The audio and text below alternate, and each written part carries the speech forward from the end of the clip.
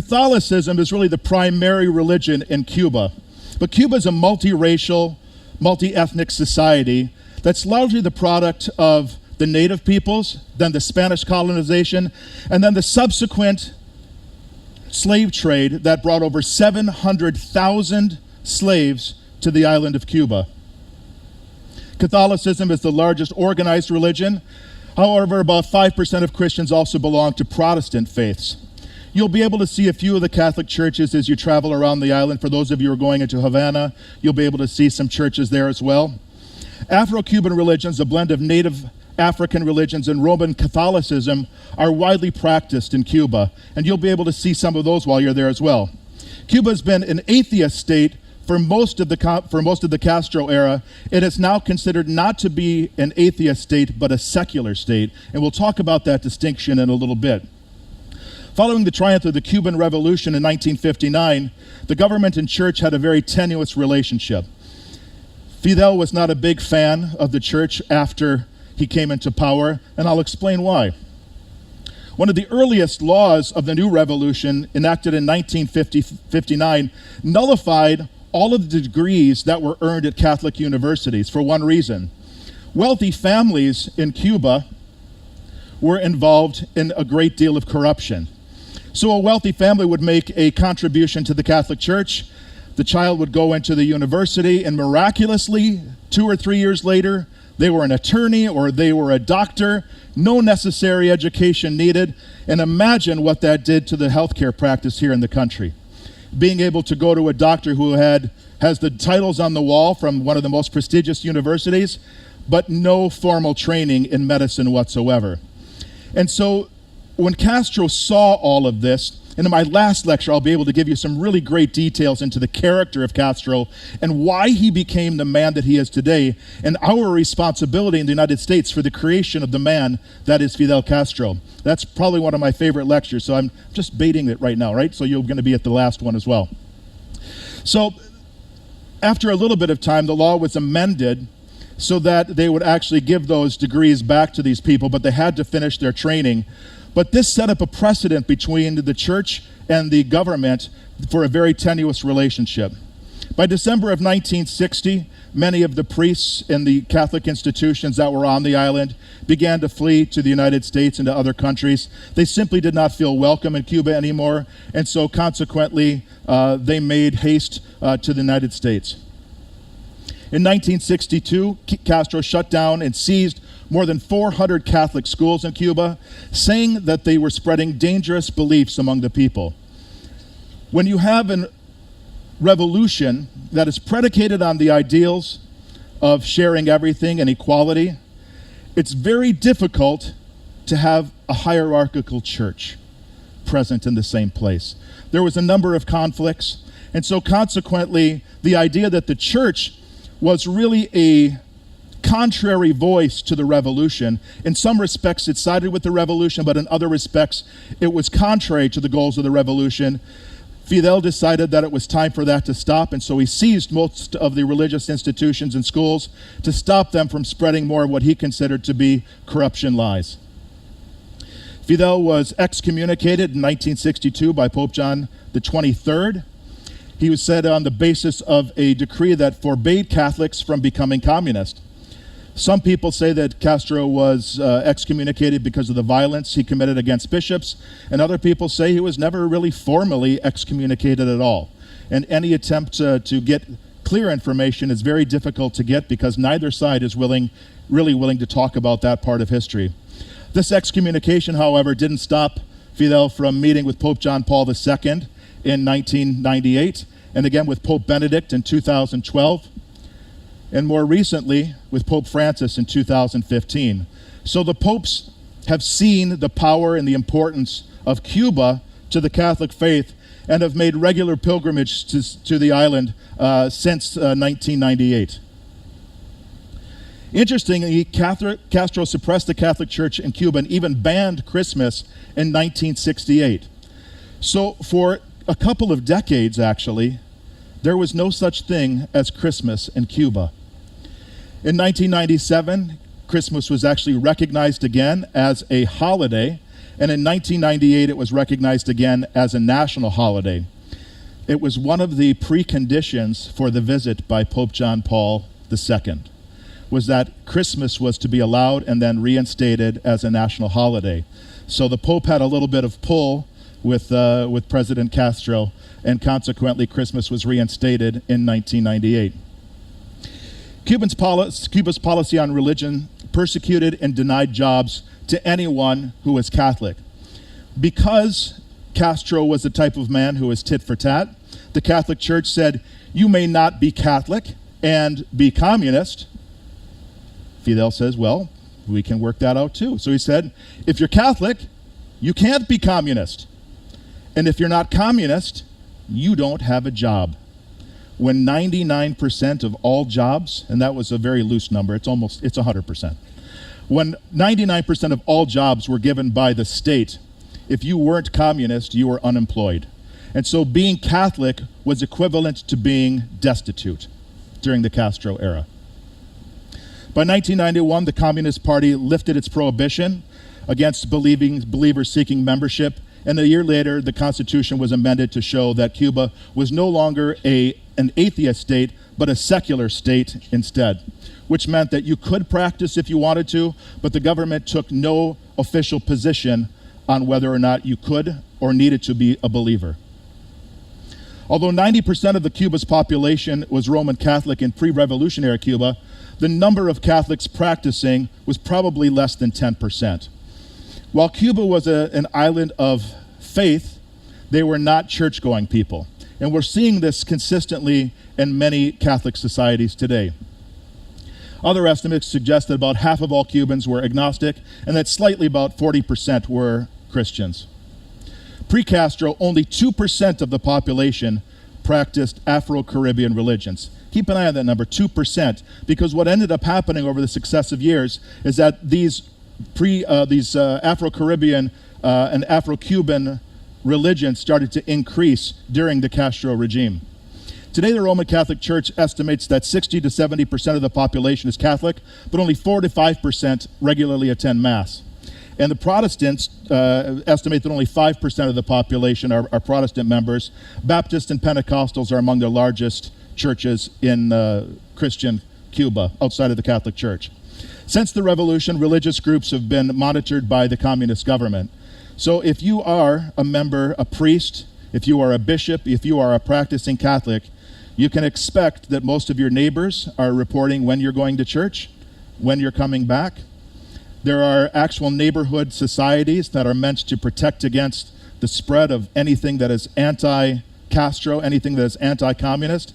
And so people who attend church are regularly watched and monitored to see that they are not participating in anything suspicious. So as you can imagine, from a cultural perspective, what does this do to a believer? It makes them suspect, and it makes them unlikely to practice. Because many churches are in disrepair and are not funded by the government, many people have taken to forming what they call house churches. Today there are between 2,000 and 10,000 house churches in Cuba. Very similar to things that are happening around the United States, where a small church starts and then it grows into a larger church.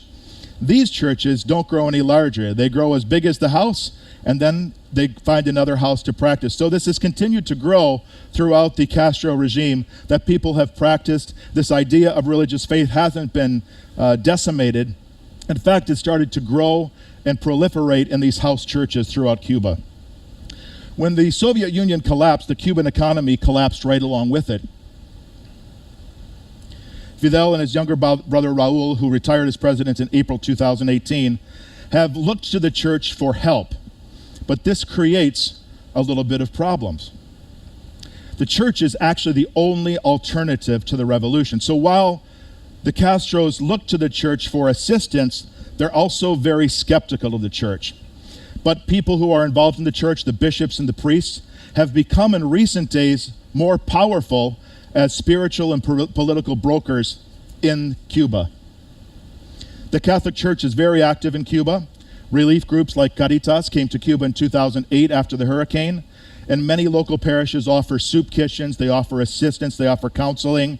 And this is often considered problematic by the Cuban government because they see these services although free, as competition for the Cuban government.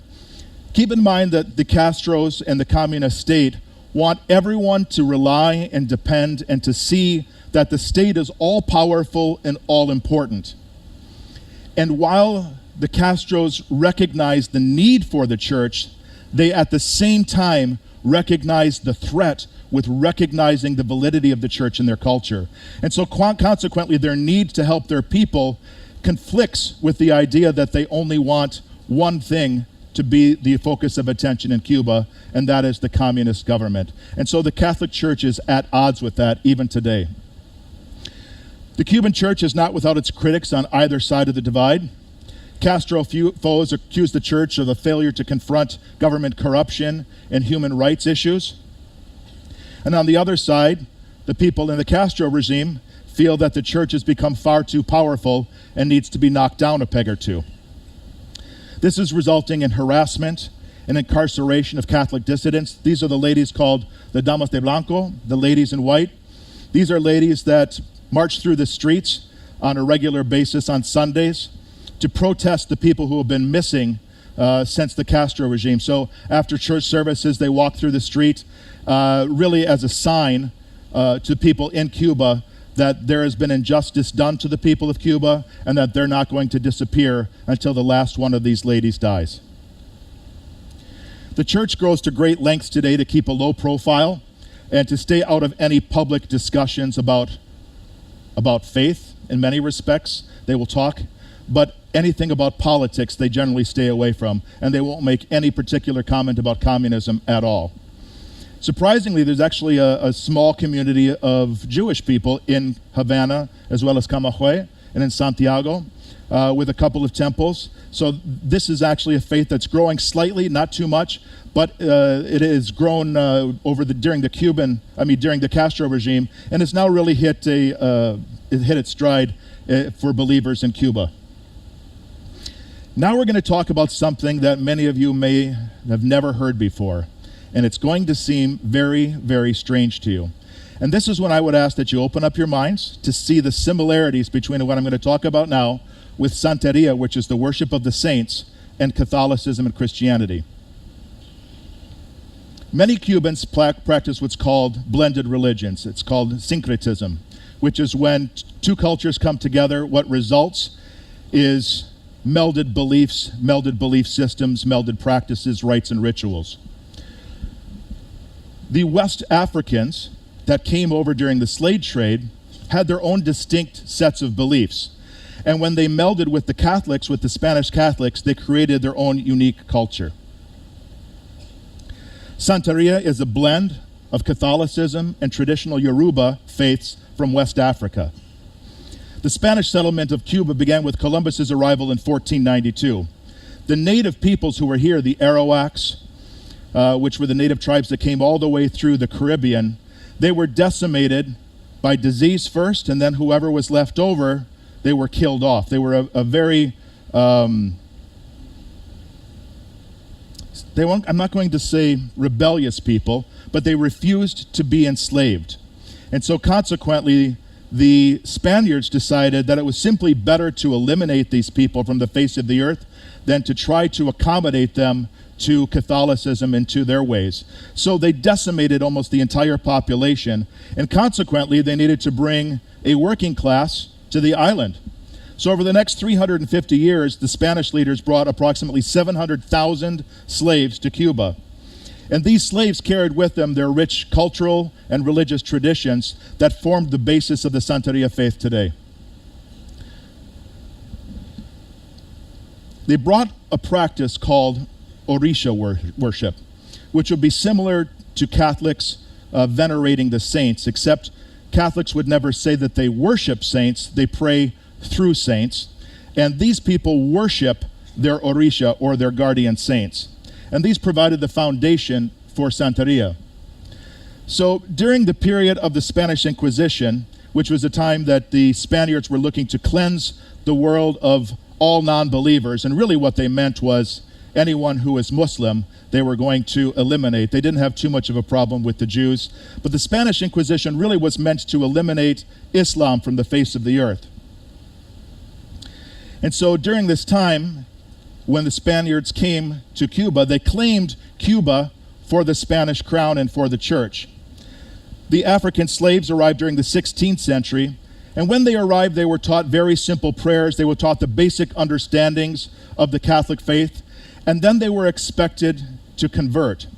Many slaves arrived not understanding clearly the Spanish language, not understanding anything about what had just happened to them, and then they were presented the Catholic Church and said that within 7 days they needed to convert or they would lose their lives. So guess what? There was an awful lot of conversions.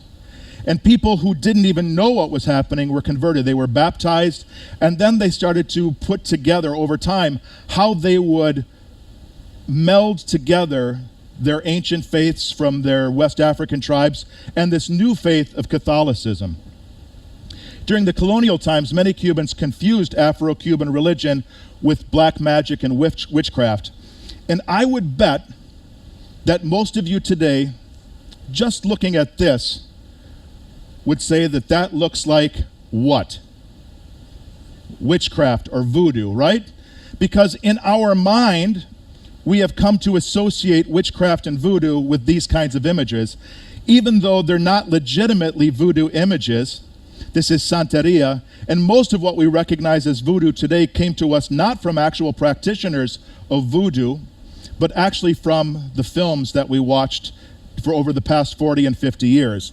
And so our understandings of these faiths doesn't come from our actual study of the faiths, it comes from the films and the movies and the television shows that we've watched that represent witchcraft and black magic. So people who associated these kinds of practices with Santeria were driven underground during the Castro regime, where they started to increase and grow and become more secretive. Because most practitioners of Santeria were of African heritage, racist attitudes also came into play. Keep in mind that it was important for the people of Spain and of Cuba, the leaders, to keep the African class, the African slave class, low. They had brought 700,000 slaves from Africa.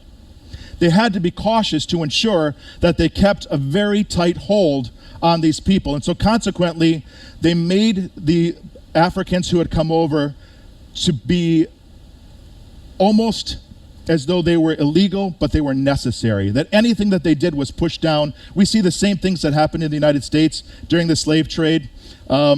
And we'll talk about this a little bit more in future lectures, but this is a very important point to consider, that even though they didn't understand it, because it was done mostly by the slaves, it was considered to be subversive. It was considered to be immoral. It was considered to be illegal. And so they simply pushed it aside and said that this would not be tolerated in their society.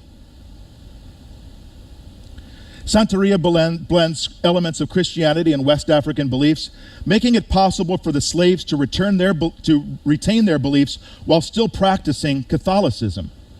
La Virgen de la Caridad del Cobre, Our Lady of the Charity, Our Lady of Charity, it's actually the Charity of the Copper, is the Catholic patroness of Cuba. She's actually blended with the goddess Ochun in the Yoruba faith.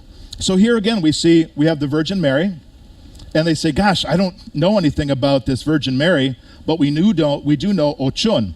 So instead of calling her Virgin Mary, they would go to church and they would pray, and they would be praying their prayers not to the Virgin Mary, but to the goddess Ochun. And this is how people were able to maintain and stay alive while still practicing church, while conforming to the laws of Spanish colonial society. They also kept their own beliefs intact. The study of Santeria is really an interesting study, because what it shows us is that we have the blending of the Africans that came over with the Spanish, and when we blend those two together, what we have is a new race of people, right? When they have relationships and they mate, they have mestizos. So the offspring are mestizos. We have a third offset group. And the same thing now happens religiously and culturally. We have a different culture when the blacks and the Spaniards come together, and we have a different religion, and this is called syncretism. So in this practice of syncretism, we have the Africans that come over with the Yoruba faith, we have the Spanish that come over with the Catholic faith, and what's blended at the end is what's called Santeria. And so Santeria is a widely practiced faith in Cuba, and we'll talk a little bit about it. Well, Catholicism is still considered the religion of the ruling class. Santeria is the religion of the mestizo and the working class. And you'll be able to see this if you get a chance to go into to Santiago, to Cienfuegos, to Havana. If you get a chance to walk along the street, I'm not saying to be obvious, but take a peek inside of people's houses when you get past them. And take a look inside, and what you're going to see is little altars set up in their living room areas. You're going to see little things like this, boxes set up, maybe with some statues and some rocks. These are all things that are set up as individual altars in their homes for the prayers and the protection. They ask for petitions for their relatives, and they pray to their specific gods. Here you can see St. Francis, and then you can see money in here, some talismans. But these are the things that are set up in people's homes to allow them to maintain prayer in their private residences. And these shrines are very well attended by Afro-Cuban families. And by comparison, when you go past these homes, you'll see these shrines are well cleaned, they're well taken care of, and it might be a block away from a church that's completely torn down, or no one is inside. Because when Castro closed down these churches, he effectively forced generations of people to not go to church anymore. And guess what happens when religion skips a generation? It dies, or it starts over again. It renews itself in a different format. And that's why this is such an interesting social studies, because we see that over 2 or 3 decades, religion was transformed in Cuba unlike any other place on earth. So this serves as a visual indicator of the importance of Santeria and of the diminishing importance and significance of Catholicism in Cuba. Calibos were fraternities, and I won't talk long about these, but these were fraternities that were meant to help the African slaves accommodate. So they were set up by the Spanish to say, okay, we're going to help create these organizations so that the Africans, when they come over, that they're going to be able to learn about Catholicism, and we're going to help create these fraternal organizations so they can help get acclimated to the Catholic faith. But indeed, what actually ended up happening is it helped them maintain their culture. Instead of helping them become more Catholic, it showed them subversive ways of how they could practice Catholicism on the outside to everyone looking at them, but in their hearts, how to still keep practicing their ancient African Yoruba faiths. So the goal of the Calibos was to eliminate the Orisha worship altogether, and instead what it did is it sent it underground and kept it alive for future generations, which results in the practice of Santeria today. So most Afro-Cubans adopt elements of Catholicism, which is what creates Santeria today. And we'll see this in a video coming up shortly. After slavery was abolished in 1898, the ruling white class became concerned that blacks, mestizos, and mulattoes would demand equality. How dare they, right? We've brought them over, 700,000 of them, we've now outlawed slavery, and now their fear was that they were going to have an equal status in their society. So, what did they do? They attempted to wipe out these Calibos. Anything that justified, that validated these practitioners of Santeria, they were wiped out by the government. Consequently, it sent them underground, where they would continue to develop out of sight of the Cuban government. What they also did, it wasn't enough for them simply to try to drive them underground. They recognized that these people were still practicing faiths in their home, still going to services and practicing as individuals. So they started creating this misinformation. Part of what happens in Santeria practices is there might be a sacrifice of, let's say, a chicken or a goat. Well, a chicken has a distinct sound, but a goat, when it's being carried and when it's about to be slaughtered, cries just like a child. And so people would say, gosh, we went past a Santeria house last night and they murdered a child. And so these poor people would be arrested the very next day and thrown in prison, never to be seen from again. And this happened as a matter of common practice to stop people out of fear from practicing their faiths. And so it sent it even further underground, and certain practices were stopped from being practiced for a while. They stopped sacrificing goats and they would sacrifice other animals. But it's this idea of sacrifice and child sacrifice that was attached to Santeria, and the same thing would happen to voodoo and to witchcraft practitioners across the world, that this idea of human sacrifice made them almost pariahs in their own community. So if you were now thought to practice Santeria, you were basically eliminated from Cuban society. Santeria in Cuba today, we have no real accurate estimates of how many Cubans practice Santeria because it's still very secretive and it's practiced individually. Santeria does not encourage its practitioners to identify themselves. There's no books, there's no teachings, there's no documents. And this reason number 3 is interestingly why Santeria is growing. And you would be surprised to know that Santeria is the fastest growing religion in the United States of America right now. Would that surprise you? And the reason it's growing so quickly is for a reason that most people don't recognize and understand. It's because when any faith writes something down, when you put something in a book, when you create a doctrine or a dogma, you date yourself to a specific place and time. And with Santeria, nothing is written down. Nothing is codified. There is no rules, no doctrines, no dogma to belonging to Santeria. And so consequently, all religions must be alive to continue to change. And as societies change, religions change along with it.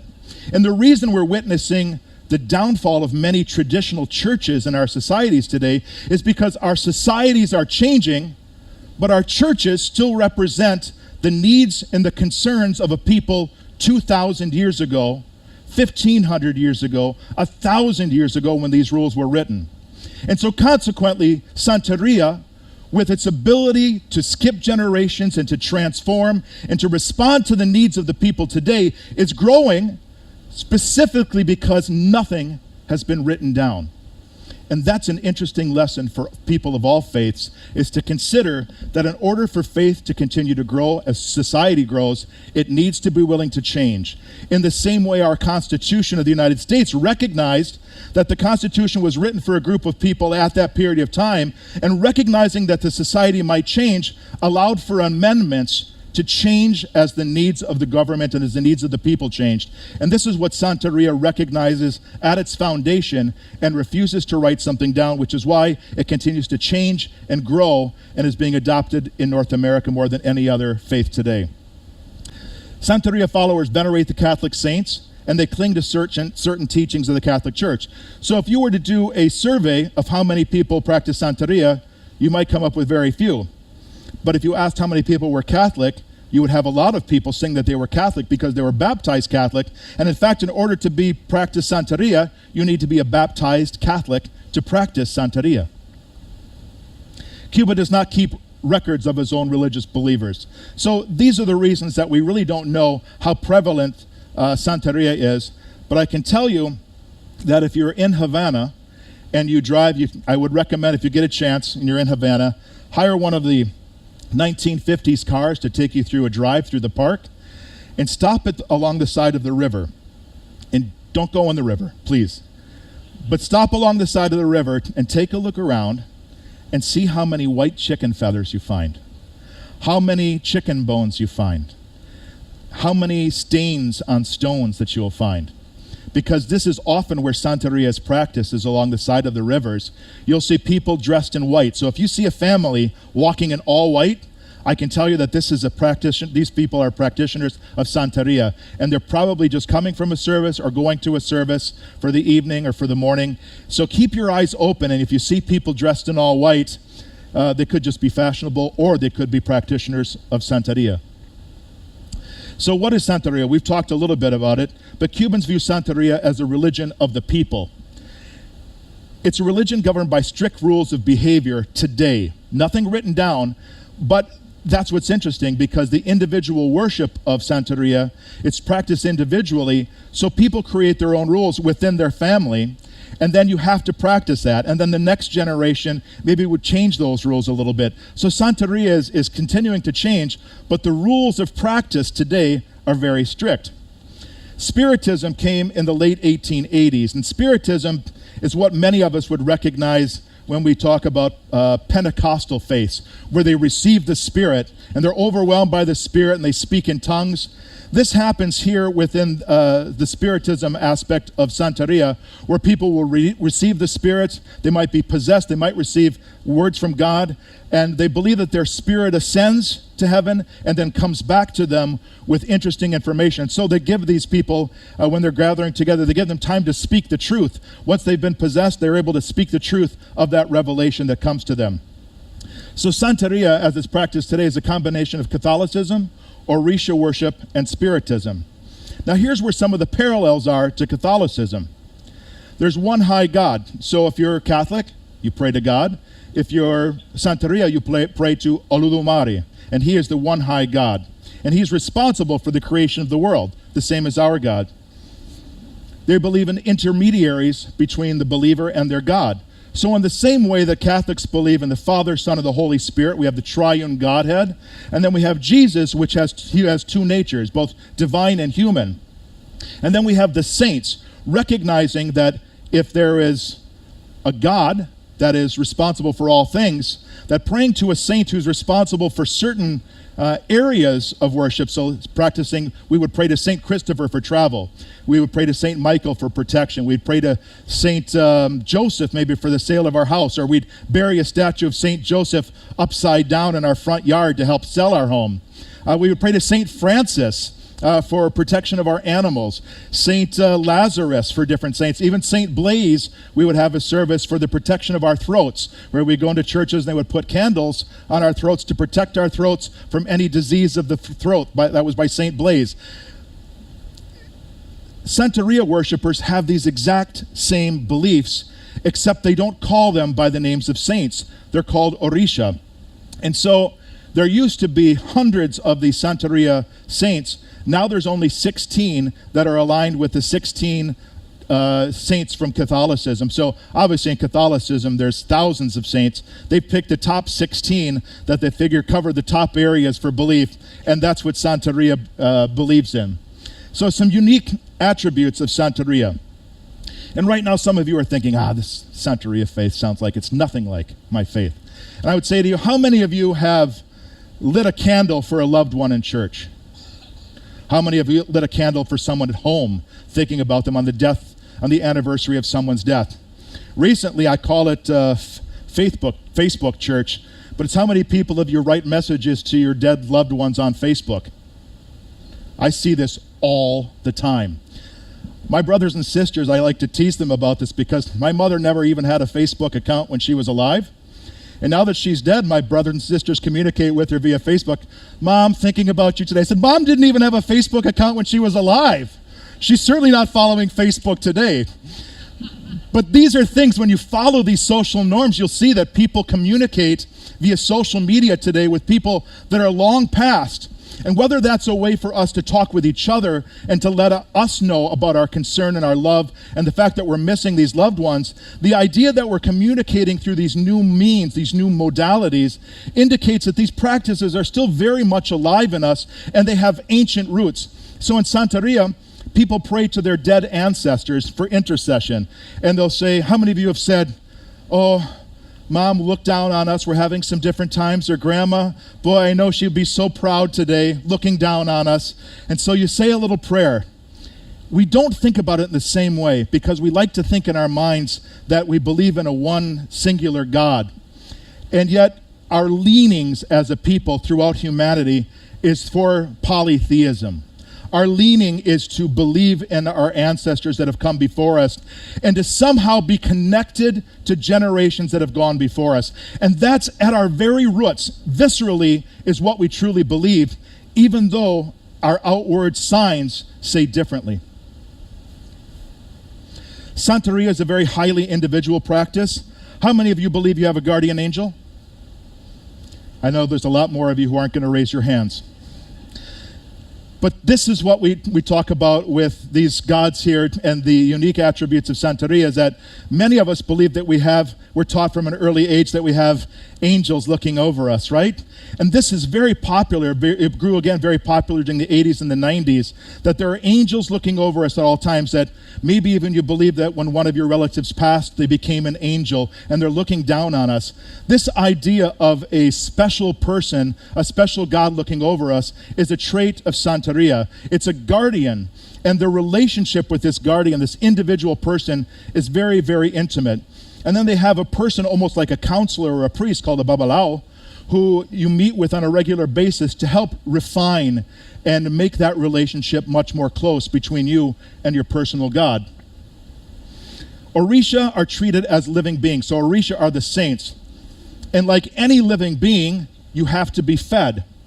And so at these altars, you will often see sacrifice, and you'll see them covered with blood. And so blood is a life energy. It has the force of ashe.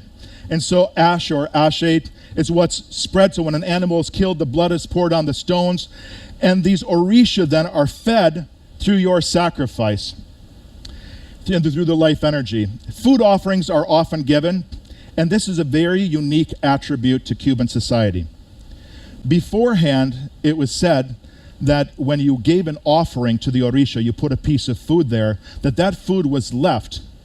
But then as Castro's regime came into power and they saw shortages of food, they changed their faith. They said, we're going to now put the food at the altar, and after the life energy has been sucked up from this food, after all of the good energy that feeds the gods has been sucked up, then they would eat that food. And so consequently, society changed, and their religion changed right along with it to allow them to consume the food that they knew that they couldn't sacrifice because they simply didn't have the money to leave good food being wasted for their gods. Ebos are the practice of sacrifice. So you have to you'll see here, you'll have different fruits and vegetables and things left. They will leave that there until the energy has been consumed by the gods, and then they will eat the food. And they believe that it offers them a benefit as well. Animal sacrifices are the most common forms of offerings. You'll see chickens, you'll see goats being sacrificed. And when we think about sacrifice, we think, now, gosh, what a barbaric practice, right? And yet, very recently, and even until today, when we talk about the celebration of the Eucharist, the celebration of the Eucharist is the consumption of the physical, and Catholicism, of the physical presence in the body and blood of Jesus Christ, which is why the earlier practitioners of Christianity were often executed, not because their faith was different from that of the Roman Empire, but because they were called cannibals. Because they would come by and they would say that this is the body and blood of Jesus Christ shared for our redemption. And so when we talk about sacrifice, we say that Jesus actually gave his ultimate sacrifice for our own salvation. And today we make sacrifice, people who practice Santeria make these sacrifices to their gods. And it's the same way for those of you who are Catholic and celebrate the season of Lent. How many of you give up something for Lent? That's that same type of sacrifice, that you can abstain from something, you can do something. These are all considered to be parts of sacrifice for your gods. And then they will do these special ceremonies with drumming and singing and dancing to give praise to their gods. Talismans. They would put a blessing and they would say prayers, maybe do a sacrifice, and then you would wear this talisman. In the same way that when I was younger and I would take a trip, my mother gave me a medal for St. Christopher for my first trip to Washington, D.C., that I would be protected by St. Christopher. And then we would have rosaries blessed by the Pope, that these have a special meaning for us. These ideas of these talismans are the same among almost every culture in the world, that something is blessed, something represents something else, and we wear it for our own protection. Votive offerings. Those who wish to more generally attract the positive aspects of an orisha might make a votive offering in their home. So you can see here some coconut, you can see some eggs on the side, and then you see the bottle of rum that you'll find in almost every store. When you go through stores in Cuba, you'll see that there will be very little selection, but they'll have a lot of one thing. So you'll go through the store and you'll have an entire section with the same brand of rice. The next aisle will be the same brand of beans stacked, and then you'll find 3 or 4 aisles all with rum. You won't find much else, so you have to purchase at the time what you need and purchase a quantity. But so these types of offerings, you'll see some breadfruit in the back, and these things were left for their gods, and then they would be consumed later. Animal sacrifices happen where they give the blood, and then the animal is consumed. So they would sacrifice these chickens, and then they would eat the chicken after the life energy of the blood has been consumed. And there's a lot of purposes. So the sacrifice is that through this blood, the santero, the santera, the person who is the priest, receives, or the person practicing it, receives the energy and the blessings from the orisha by this sacrifice. And there's a reciprocal arrangement. It's not just for most of us that we go to church when we need something, or how many of us are guilty of, if we're faithful people, praying to God only when things are difficult, right? There's a lot of people who only pray when things are difficult. Well, with the practice of Santeria, people believe that this is a very reciprocal arrangement, and that in order for the God to be there, the orisha to be there for you, that you need to have a relationship that you're continually giving back and forth. And this constancy of a relationship ensures closeness and ensures their ongoing protection. Now here is where the animal sacrifice is discarded. How many have heard of the term scapegoat? All of you, I'm sure. The idea of the scapegoats goes back, way back in our history, to ancient Canaanite religion, the practice of having a goat run through the town, and you would rub your hands on it to get all of your sins off, and then that goat would either be killed or thrown off the edge of the cliff, so that all of the sins went along with the goat, right? The same thing happens when in the Gospels, where Jesus confronts a herd of swine, and the swine are going through and people touch them, and then the swine falls off the cliff, and they're forgiven of their sins. The same thing happens here, that they will take an animal and they will pray, they will wipe their hands on the animal, and this animal will then be sacrificed, the blood will be put on the stones, and then this animal will be left out in a very conspicuous place, so that the orisha, the god, their saint, will see that animal sacrifice and know that they have done a proper sacrifice, that all of their sins are now on that animal, and they can't possibly eat that animal. Which is why when we look back at Jewish culture, they said that there were certain meats that were forbidden, right? Shellfish, because they were bottom dwellers; swine, because they ate refuse. In the same way, this idea is that we can't consume something that has taken on all of our sinfulness. So this animal is slaughtered and then left in a public place to rot and be consumed by the earth. One of the most controversial elements of Santeria is the use of animal sacrifices. The blood is sprinkled on the stones to connect people with their personal saints, but then you have these bodies left over.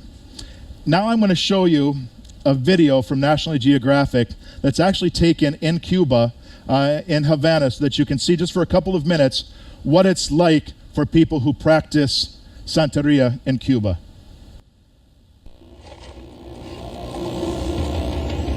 On a country road outside Havana, Cuba, the faithful inch along on bleeding hands and knees. It's the feast day of St. Lazarus, and believers of all ages are proving their devotion with pain. They're making their way over 5 miles of road to the Catholic Church of St. Lazarus in the town of Rincon. Not every pilgrim has the stamina to crawl. Some, like retired nurse Norma Pedroso, simply walk. Like many of her companions, Norma is a Catholic. But she's also a Santera, a member of a mysterious religion called Santeria.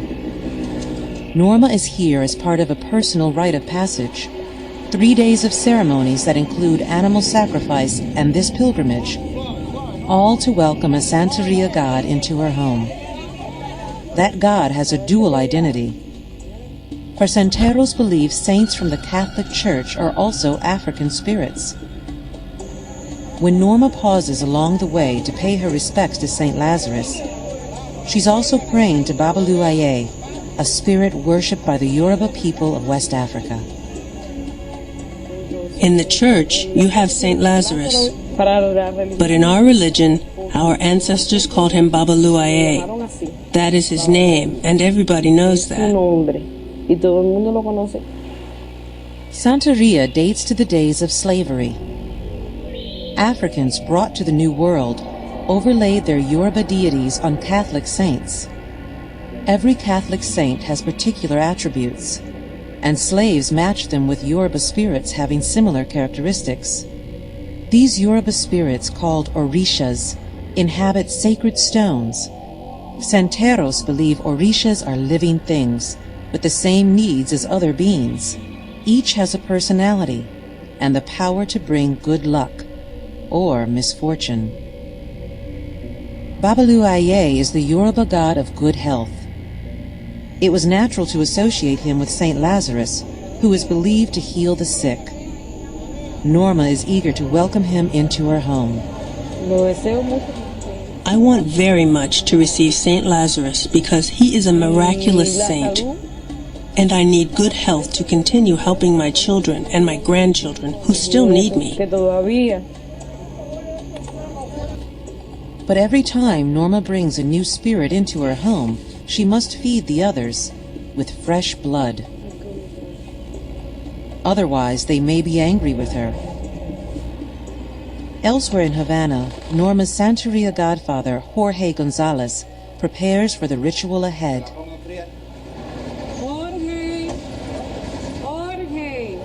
His home will serve as church, dining hall, and sacrificial ground. When all is ready, the sacrificial animals arrive. Norma and Jorge are happy with their quality. If you use an unhealthy animal, how is that going to give me health? So we use the best animal, the best cock, the best guinea, animals that are strong, that are healthy, so that they give this same health to us. That is the objective of the slaughter. Night falls over Havana. It's the eve of the feast of Saint Lazarus when, Santeros say, the spirits emerge. In candlelit rooms all across the city, rituals to Babaluaye are taking place. Before the ceremony can begin, participants must cleanse the sacred space of disease and distress. Everyone in the room must take part, or risk bringing sickness to all. The spirits are growing hungry. They must be fed.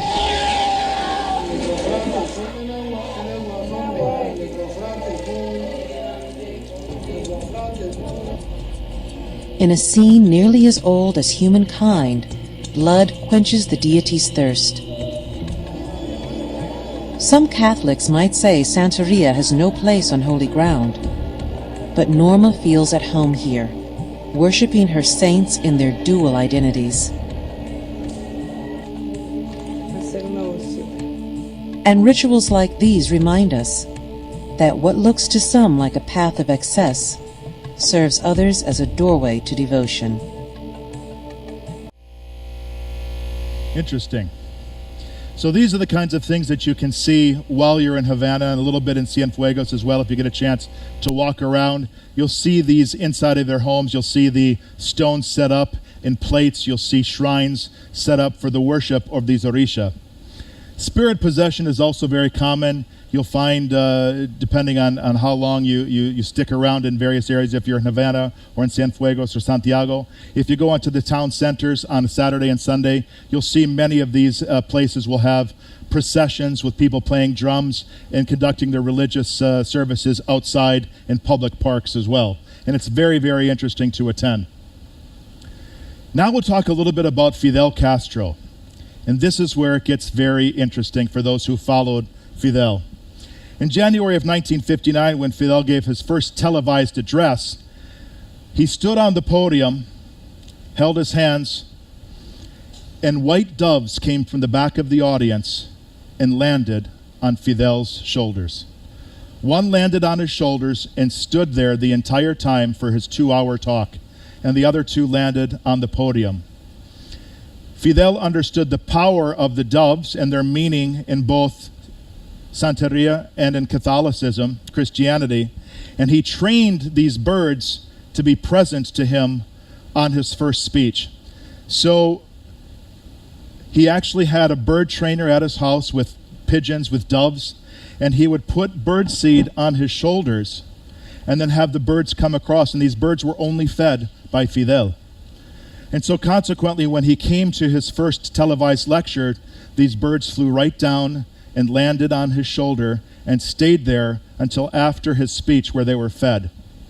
Now imagine if anyone seeing that at the time had doubted whether or not Fidel Castro was to be sent by God to rescue the people of Cuba from the hands of the American imperialists. The white doves were the symbol not only from Christian faith, but of Obatala, the divine African king who molds humans from clay. Does that sound familiar at all? These same stories come back to us throughout almost all religions. In the same way, in the Gospel of Luke, the dove appears when Jesus is about to be baptized and says, "This is my son with whom I am well pleased." And now imagine the dove lands on Fidel Castro's shoulders, and throughout the crowd, people can be heard mentioning, saying in Spanish and praying, "This is my son with whom I am well pleased." In just that 1 or 2 minutes of time, he went from a revolutionary to being almost a god among men in Cuba. The faithful, particularly Santeria adherents, saw the doves as an indication that supernatural forces selected Castro to rule the country. Take a look here. The first photo, you saw a young Castro. He continued to do this with each of his talks, his important talks. Whenever there was a difficult time facing the country, this is from the 1980s, shortly after the Mariel boat lift, when hundreds of thousands of people left Cuba. And he came again to reassure people that the message was still alive, that he still was the chosen son of God, the chosen son of Obatala, and that he represented the future and the strength and the divine inspiration of God himself for the people of Cuba. Keep in mind that Fidel Castro had over 600 assassination attempts on his life. And he is the longest living leader in the Western Hemisphere. He was said to be a follower of Santeria. He was baptized and educated by Catholics, practiced Catholicism, but he also believed in Santeria. And this was his hold on the people of Cuba, because he believed both in Catholicism and in Santeria. He associated himself, and people associated themselves with him. Santeria in the United States has a more diverse group of followers. Surprisingly, it's a much more affluent group of followers. In Cuba, most of the followers of Santeria are very poor, mestizo, or blacks, who simply don't have the connections or are not interested in joining the Protestant faiths. And in the United States, we see that the followers of Santeria are frequently white, educated, and upper middle class. I must be going on too long. I see that my dad is getting ready to leave. Santeria in the USA has gone mainstream. The Supreme Court has actually said that it's a legitimate religion now in the United States. There was a small number of people who practiced Santeria prior to 1959, but then it was in 1980 with the Mariel boat lift that more and more of these people who had very different ways of practicing Santeria came. And so now you can imagine over the 25 or 30 years that Santeria has become an individualized practice. And then we receive, 100,000 Cubans into the United States, each one of them with their unique backgrounds, most of them practicing Santeria, all of them now coming to continue to practice Santeria in the United States. And these people are the foundation of the Santeria practice in the United States. Today it's estimated that there are 500,000 to 1 million Santeria followers in the USA. Most of them live in New York, with a smaller group in South Florida. You can find them when you visit these cities. They have some areas where you can buy candles. You can see them in the grocery stores in some of these neighborhoods. It's a diverse religion practiced by the descendants of slaves and influenced by the practices of the white slave owners. And it has traveled well beyond where they thought it would have gone almost 100 years ago. And it continues to change and grow. Interestingly, you can imagine that if people are doing animal sacrifices in Central Park and leaving dead goats, there's going to be some problems. And so Santeria practitioners are often at odds with municipal governments when they do their practices where they slaughter an animal and then they leave the body behind. And so there's been a number of protests saying that you have the right to practice religion, but you don't have the right to kill animals, and you certainly don't have the right to leave these dead animals behind. And so this continues to be a source of conflict for people who practice Santeria in the United States. In conclusion, Cuba is a country of contrast and unlikely pairings, bringing two religions, one from West Africa, another one from colonial Spain, and bringing these two religions together to form a new syncretic religion called Santeria. It's probably the only place in the world where you have two religions of opposing beliefs coming together to form a cohesive system of faith. Politics in an ever-evolving climate set the change for continued growth and evolution of Santeria in Cuba and in the United States and around the world. It's likely to continue to change and grow, and that's what's going to be interesting as a social experiment, to see where this faith continues to evolve and change, not only in Cuba, but also in the United States. And my thought for the day is that faith is like Wi-Fi. It's invisible, but it connects us to each other and gives us power. And with that, I bid you all good day. Thanks very much for coming today, folks.